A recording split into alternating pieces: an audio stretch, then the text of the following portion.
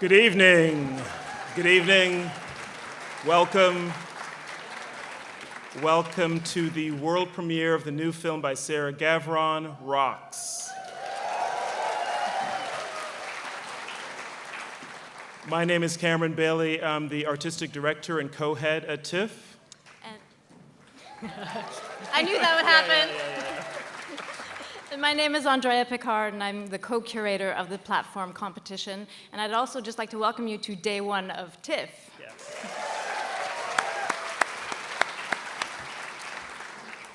All right, we have a pretty incredible group of people who made a terrific movie backstage, but to begin, before we bring them out, we always like to begin by acknowledging where we are today. We're on the treaty territory of the Mississaugas of the Credit First Nation and the traditional territory of the Haudenosaunee, Anishinaabe, and Huron-Wendat.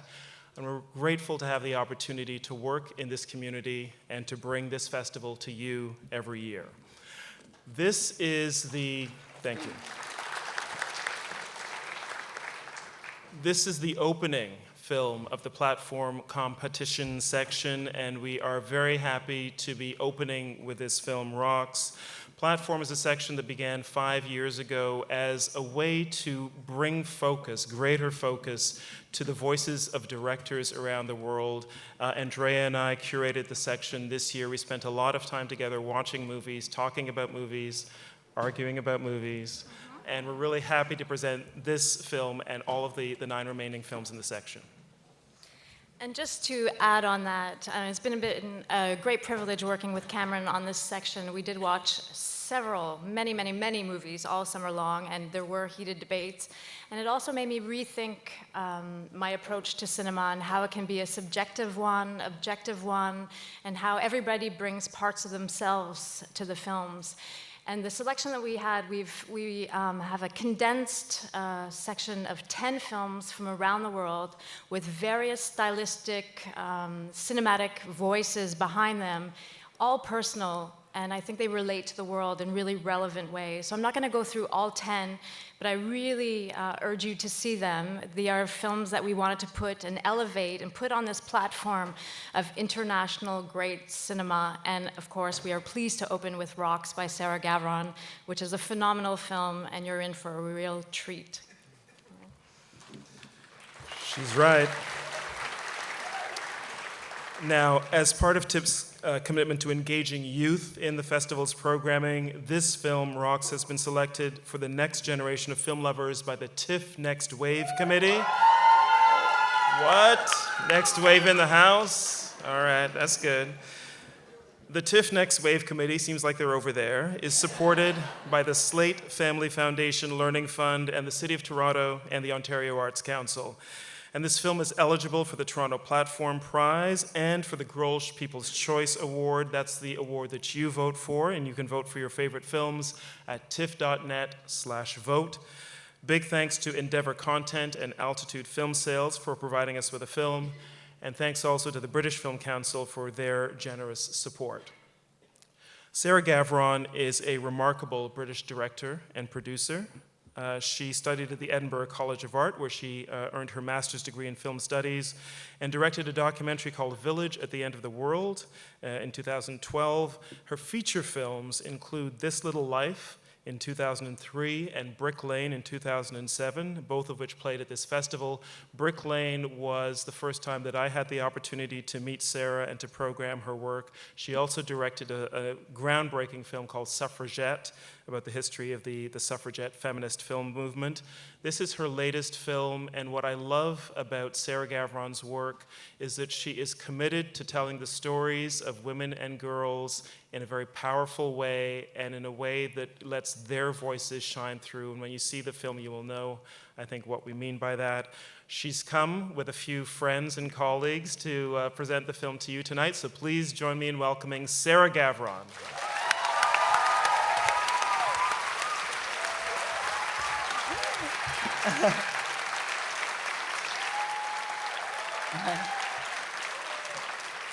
Thank you both. Thanks very much for having us. It's a real honour to be here, opening platform, and to be in Toronto and at TIFF. It's amazing. But it's particularly amazing this year. And before I go any further, because this was such a collaboration, I'm going to invite onto the stage straight away the two writers, Teresa Rococo and Claire Wilson, and the producer, Amina Ayub Allen.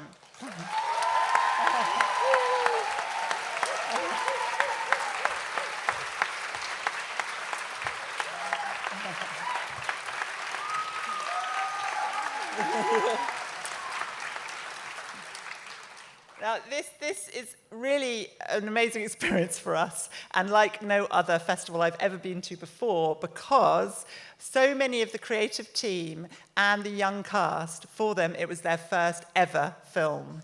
And so not only is this the first screening of it, but it's also the first festival, and can you imagine it's this festival, and they're beside themselves, and the amount of preparation they put into this is almost equal to the preparation we did on the film. Not quite. But anyway, I'm going to... It was made in a really unusual way, and I have to say, I did not lead it. I worked with an incredible team, and so many of them have come to Toronto because they're so beside themselves with excitement, and so we're going to just bear with us, it's going to be really, really quick, but we're going to quickly introduce everybody and say a few words. So I'm handing over to Teresa.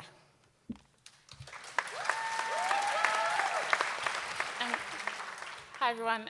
So this film started off as a love letter to my sister, who's here tonight, and all the black women in London that I know, and in the spirit of the sisterhood that we developed when creating this film, I shared it with these ladies and 100 more that you won't see, and they all poured story and character and love and magic, particularly the cast, into the film. And so what you're seeing today is a love letter, but a love letter to hundreds and hundreds of women by at least 100 women. And we really hope that you get the sense of it being so much bigger than us and so much bigger than what you see on screen. So I hope you enjoy it.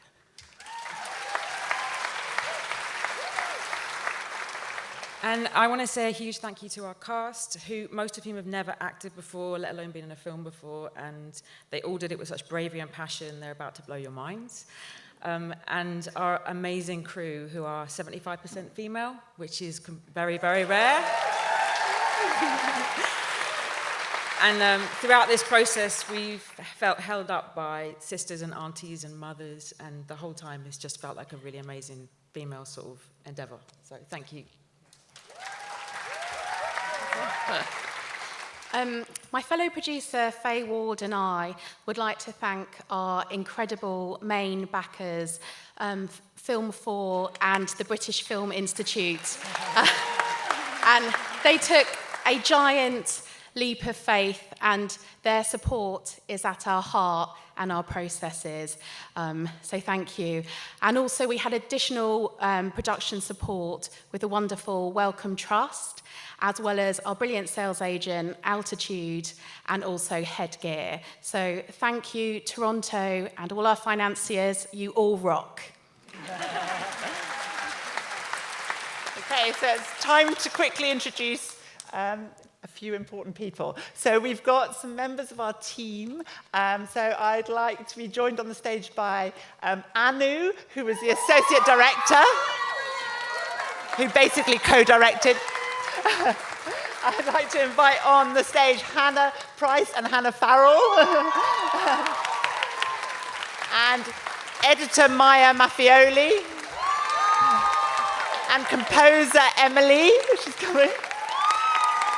And Jessica Straker, who was a member of our casting team. Yeah. And last but not least, the only people we're leaving in the audience is Kosar's mother, one of the cast members, flew in today as a surprise, but anyway, she's out there. But we're now going to invite onto the stage we've got Leo here, who plays the mother. Come on, Leo.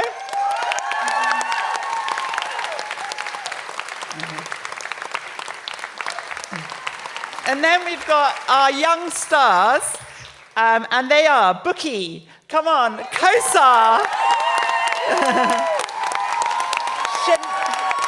Shania, Ruby, Afi, Sophie, come on. Tawida. And Anastasia.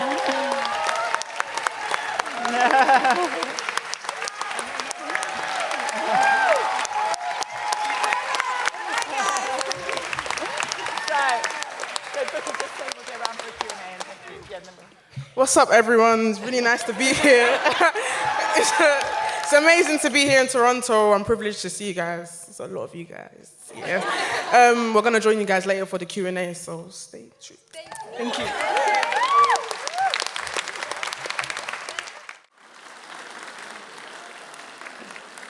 Good evening, everyone.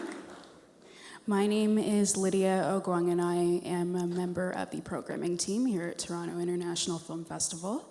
And it is my great pleasure to welcome back to the stage Sarah Gavron. And everybody else, come on, everybody. Come on, Teresa.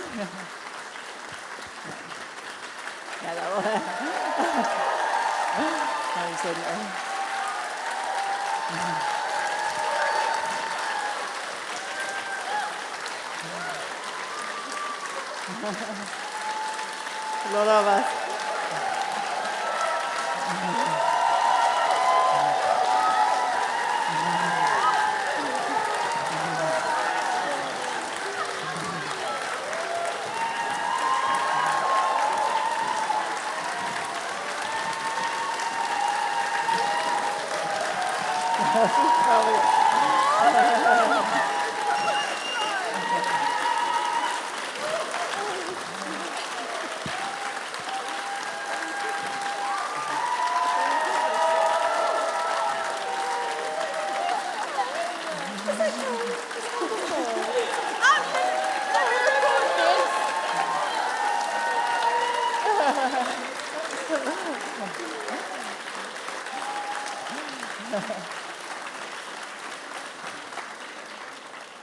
Thank you, everybody. You're all being live streamed, I think. So, seems like you guys liked it. Great. We're going to start off with a few of my questions. I know emotions are high in the house, and I'm going to give you guys a moment to just kind of collect yourselves. Mm-hmm. We have a number of folks on the stage with us. We have Sarah, as well as Teresa and Claire, who are writers on the film. And so I just kind of want to start with a simple question about how this film really came together. Sarah, how did you become attached to this project? And Teresa and Claire, if you want to speak about how the script came together and how the story came together as well. Okay, so it was a long time ago, as always with films, and we wanted to make a film about young people, and we thought the only way to do that really was to build it with the young people and make it with them. So when we were growing up, there weren't films through the prism of the teenage girls' lens. So we thought, let's go into schools, let's find these young people, let's find anybody really who's up for it, who's a great improviser, who wants to come on that journey. And so after sort of 9 months of sitting in the back of classrooms and meeting Bukky on the first day, Anastasia on the second day of those, then eventually we invited whoever wanted to come to a workshop. We did also a big open call, and we ended up with this group and some more, and we workshopped, and they stayed with us. And then Teresa and Claire were there all the time, by the way, as was various other members of the team, including Anu and Amina. But I'll hand over and they can talk about.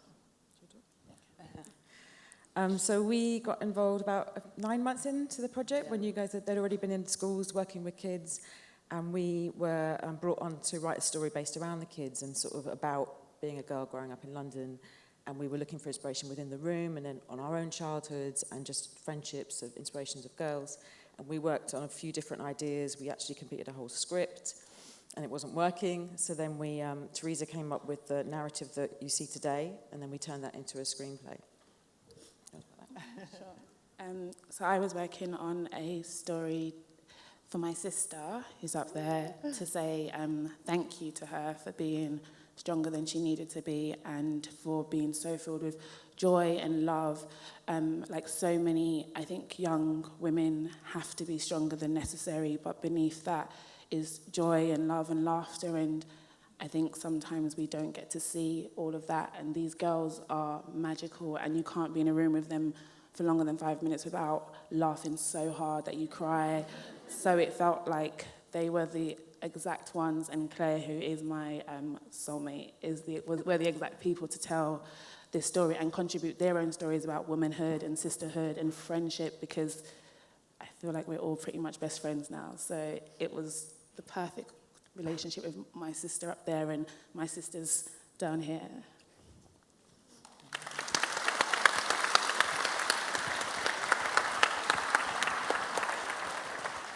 And so just kind of continuing on that same thread, I want to talk a little bit more about the script and how the story kind of came together, because there's a lot of realism in it.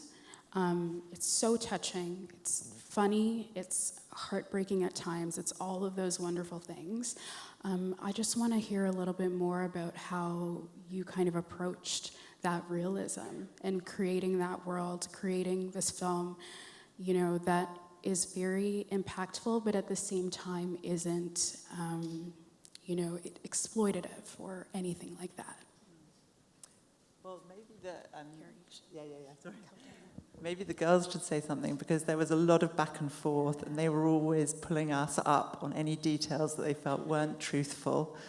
And from a directing point of view, that was quite challenging. There was one moment where we were directing a scene, and Kosar came up to me and went, "I have to tell you, the scene's dead, Sarah. It's just dead. I mean, I know we've been we've been filming for 5 hours, but never mind." So we went back and reshot it. But they were the ones really that were giving us guidance. Yeah, you got it, Mike. Okay. Sorry. So with approaching the script, I feel like because this story was so real, obviously they decided that we didn't need a script, it was going to be improvised, and I feel like that was the best thing they could have possibly decided to do, because this is real life, and we're doing real things that real people do. So it just makes perfect sense. Yeah.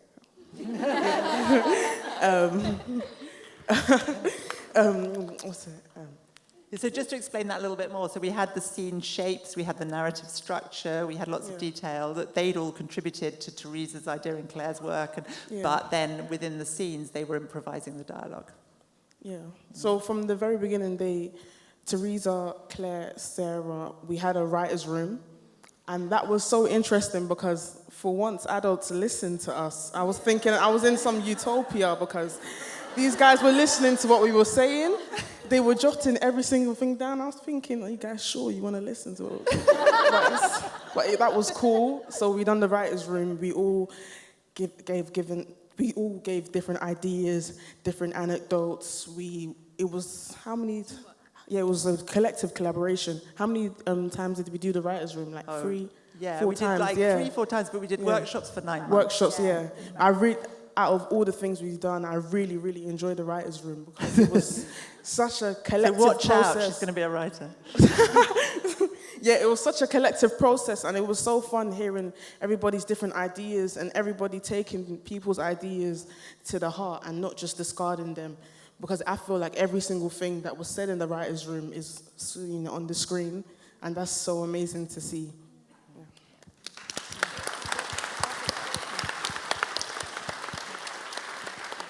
So we're going to open it up to the audience in just a minute, but I want to talk a little bit more to the girls. The wonderful cast with us. They were incredible. And I know that most of you, if not all of you, are first-time actors in this film. Can you guys tell us what it was like to be part of this and, how you crafted... They're all like, you first. It was a bit mad because you come from, I don't know how to explain it. You wouldn't really think, I'm going to be an actor one day, you know what I mean? So being a first-time actor, for me, it was a really great opportunity. Like, it was a first experience, and it was amazing. Like, I wouldn't change it for anything. Working with people like Sarah, who make you feel so comfortable on set, and crew, it was like a family more than set at work. So that's what I really enjoyed about it as my first experience, and there's nothing I would do to change that. Yeah.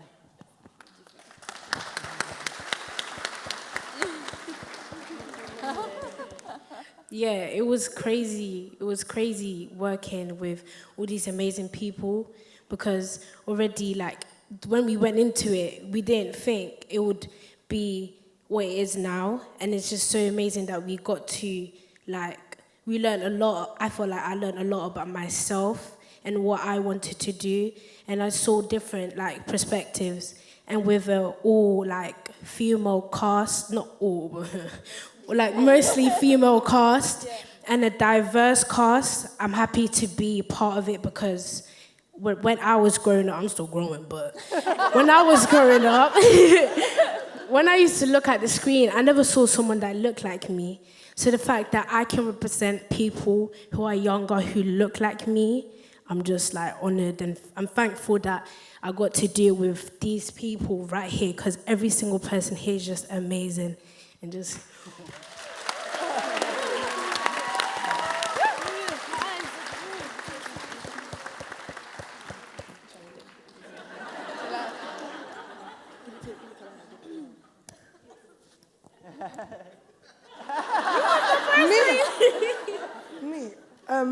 To me, it was such an amazing opportunity, because I never thought that I would be an actress or ever be part of a movie.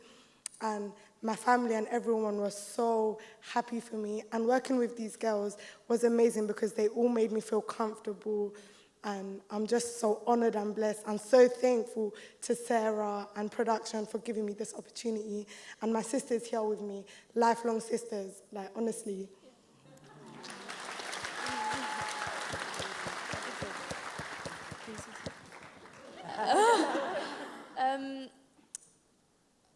It wasn't my first time acting, but being with these girls, it was like, it was an entirely, it was an insane experience. And there was never ever a dull moment on set. Like, you were always laughing, no matter what. You were laughing, you were crying.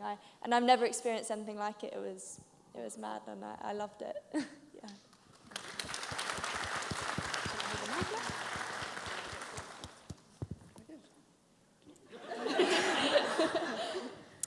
Hello, guys.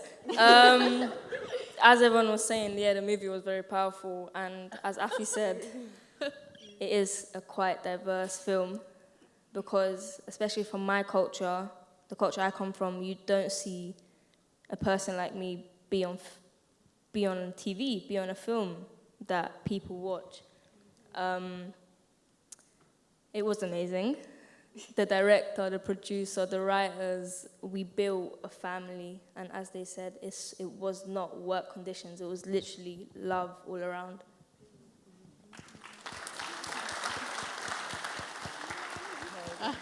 Sure.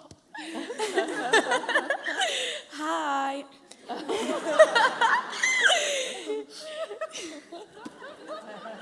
I can't, oh my God. Like, all of this and the experience filming, it's been crazy. Like, don't.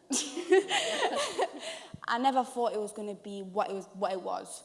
It was so crazy. Like, when I was growing up, I would look at people on TV and thought, oh, like, I want to be one of them. And now I'm here, and I am one of them. It was amazing. Like, these girls are not just my friends, they're my family. Like, each and every one of them said, it's... And I just want to, like, I don't even know what to say. It's like I can't put into words my emotions. It's like it's exploding, but I can't put it into words how good it is. You know what I mean? Like, see, I'm almost crying before. Like, that's what I want to do, but I can't do that because it's embarrassing for one. But but it's also crazy, and I'm thankful for these girls, the writers, for Sarah, Amina, Claire, Teresa, so many names, and it's just so wonderful. I'm going to pass the songs. I don't know what to say, you know. You've done a good job.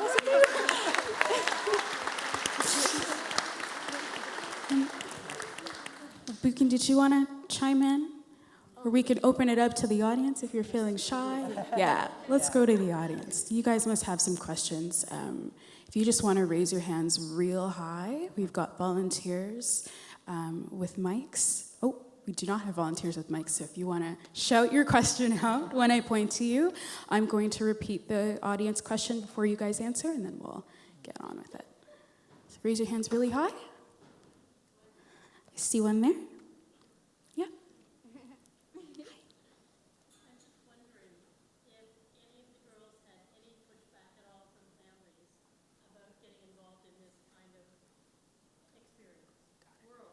Yeah. So the question was if any of the girls' families had pushback with their involvement with the film. So did any of the families think you shouldn't do it, or how did they respond to you doing it? Yeah. Shout out to my mom right now, because she's right there.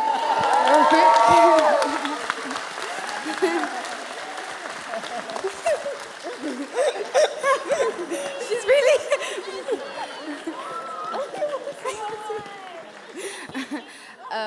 I just want to...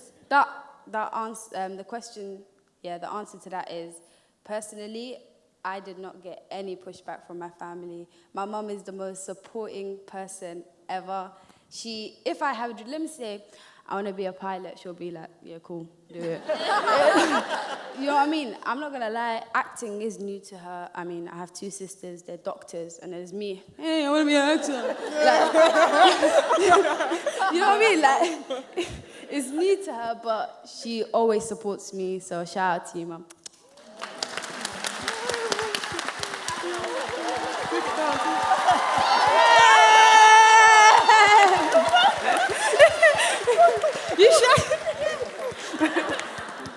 I think we have a few moms in the house, actually. That's exciting stuff. Oh, yeah. For me, there was no pushback. There was just, like Kosar said, love and support from my family, especially because everyone in my family is pretty creative, and we like doing stuff like this. So it wasn't new, and I feel like my whole family is so supportive, and like they're just amazing. My family is just, they're beautiful and amazing. I'm talking about this family and my family, like everyone's just amazing. Like the love and support is real. I mean, Amina, you could say about the families and also how they came in to do voiceovers. Yeah. So it was a really completely different film. The families were really important in the film. We kept them really informed, really involved. There was a long workshopping process. So we got to know all the girls' families really, really well, to the point where some of them would come and be a language expert, or they would come and do ADR for crowd. So it was like this really, really unusual film with a lot of detail to do with the families and the girls, because we wanted to make everything as comfortable for the girls so that they could really share their voice and trust us. And, we're so proud that their families entrusted us with them. So thank you, families. And that absolutely comes through in the film, I think, as well. It's beautiful. I think we have a question over here.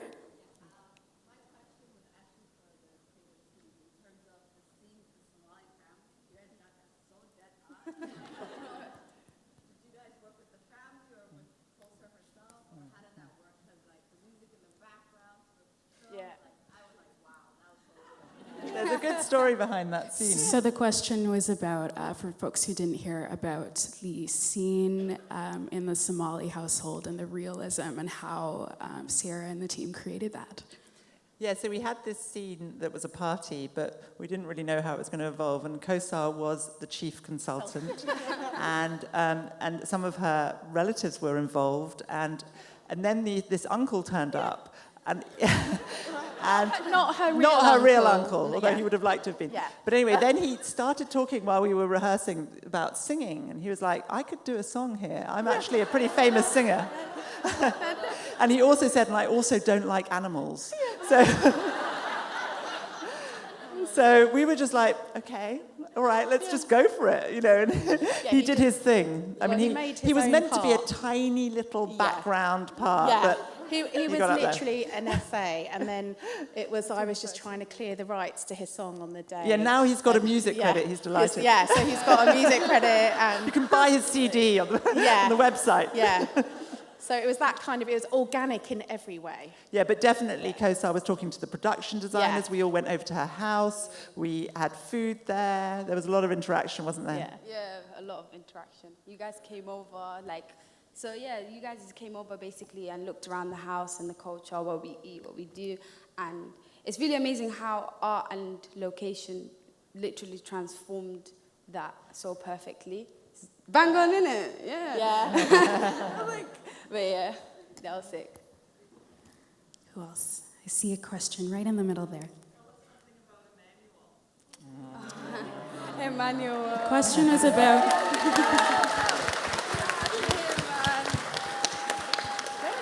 The woman who found Emmanuel is in the audience. I just have to say that quickly. So it was Jessica Straker who did casting, and she was up on the stage. Yes.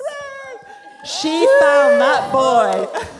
And I tell you, he was the only one that could have done it. But anyway, Bukky, you say something. Yeah, so I met up with Sarah at a coffee shop, and she was like, so we're going to start auditioning for the brothers. And I was like, okay, let's go. I'm the youngest, so I don't really know how it is to have a younger brother. So I started chilling with my friends' younger brothers in preparation for the chemistry test. So then me and Kosar turn up, and we see 3 kids. A chief. One of the kids thought he was already... He already got the part. And then there was a D'Angelo, and D'Angelo plays Emmanuel. And then there was another kid. But then these guys knew from when D'Angelo walked in that he was going to be Emmanuel. He was vibrant. He was so charismatic. He made Emmanuel before they made Emmanuel, if that makes sense. He was amazing. He brought life to the whole set. Even though he was a lot of work,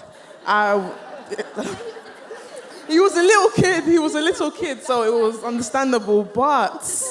There was one moment, can I tell the moment where I was listening on the headcams and he was meant to do something with Bukky and he was like playing and not doing it. And she was like, who do you think you are? Bloody Denzel Washington. Just get on the stage.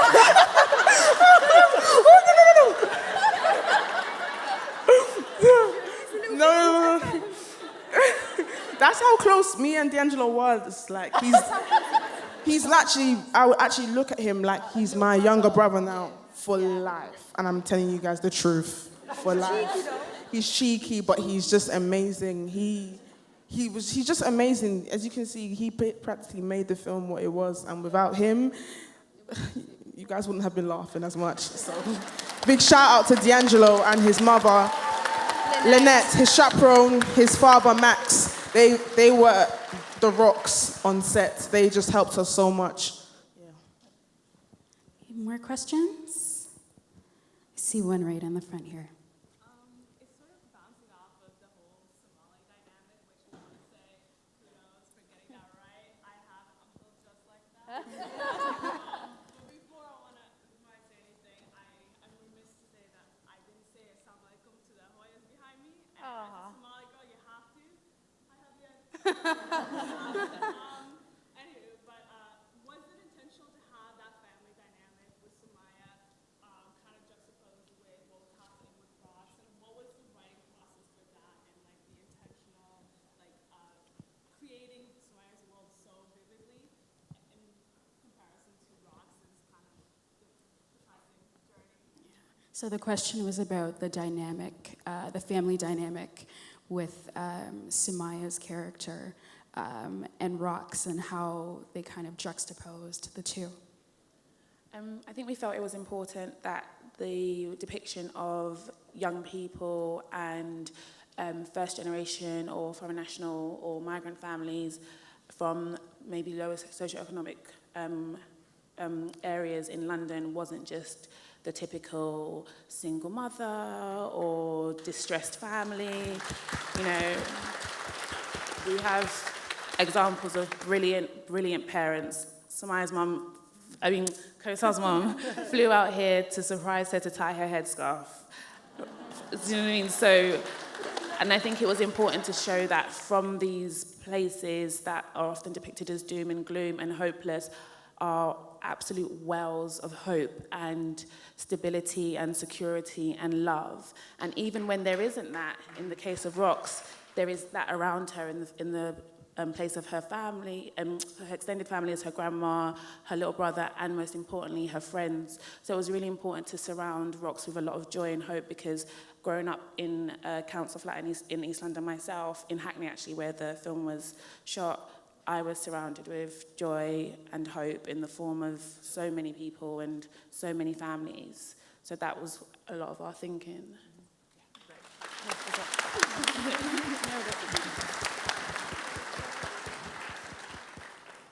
I think we have time for a few more. All right, let's go right here.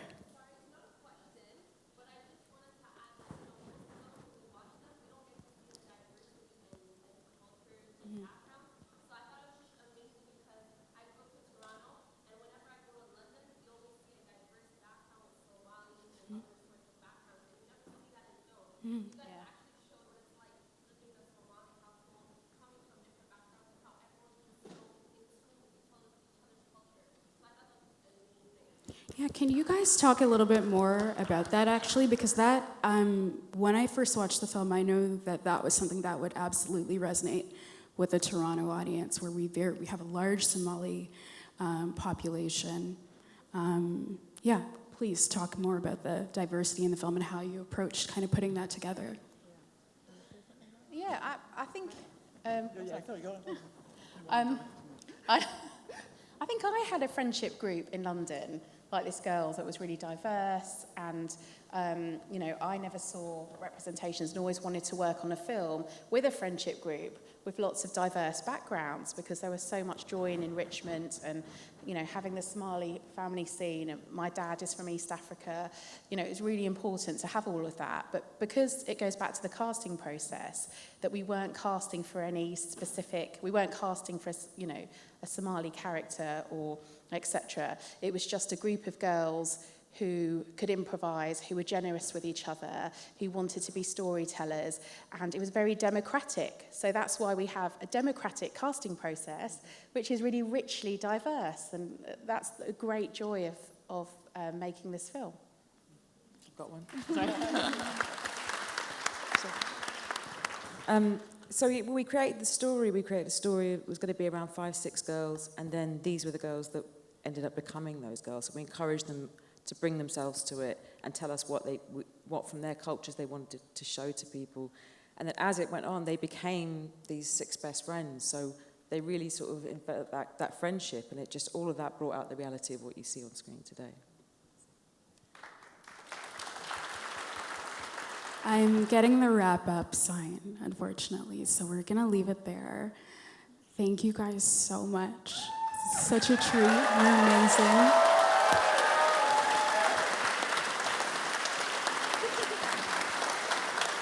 And Rox is screening 2 more times on the festival, once more tomorrow afternoon, and then another time on the 13th, I believe. So please check your schedules. Have a great night.